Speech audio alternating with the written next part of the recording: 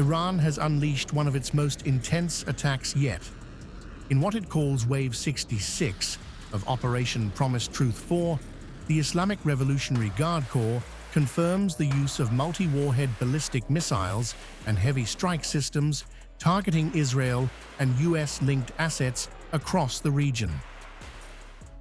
From Tel Aviv to West Jerusalem, from Haifa to strategic zones in the south, this was not a symbolic retaliation.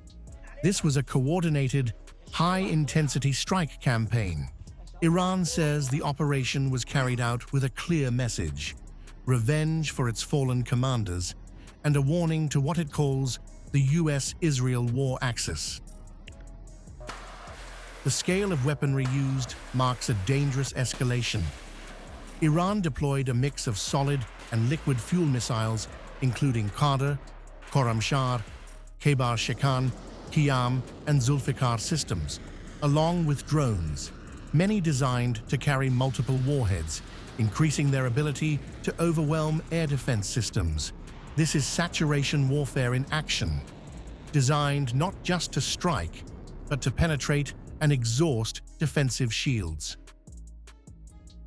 The global alarm bells are now ringing. At a high-level meeting in Brussels, UN Secretary-General Antonio Guterres warned that the conflict risks spiraling completely out of control, with devastating consequences for civilians and the global economy. First, to the United States and to Israel. It's high time to end this war that is risking to get completely out of control, causing immense suffering on civilians, and with propagation around the global economy that is really dramatic, with potential tragic consequences, especially for the least developed countries. Second message to Iran: stop attacking your neighbors. They were never parties to the conflict. The Security Council has condemned these attacks, has ordered them to stop, as it has ordered to open the Strait of Hormuz.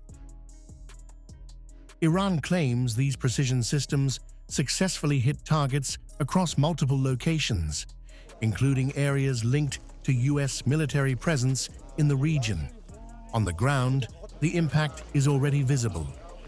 In northern Israel's Shfaram, missile fragments and cluster-like debris struck residential areas, leaving 10 people injured and damaging homes, vehicles, and infrastructure. Residents describe a night of chaos: sirens, explosions, and falling shrapnel. We were at home around 12 at night. At midnight, we heard a boom after the siren, and it turned out that shrapnel fell here in the neighborhood. Look what it did.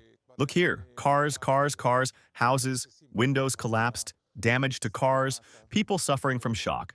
Some were evacuated to Rambam Hospital, and we are hoping for the best. We have 10 casualties in this building. It was a severe strike, and the house was badly damaged. At the time, there were 2 parents, 3 children, and the mother of one of the parents inside. All of them were evacuated to hospital.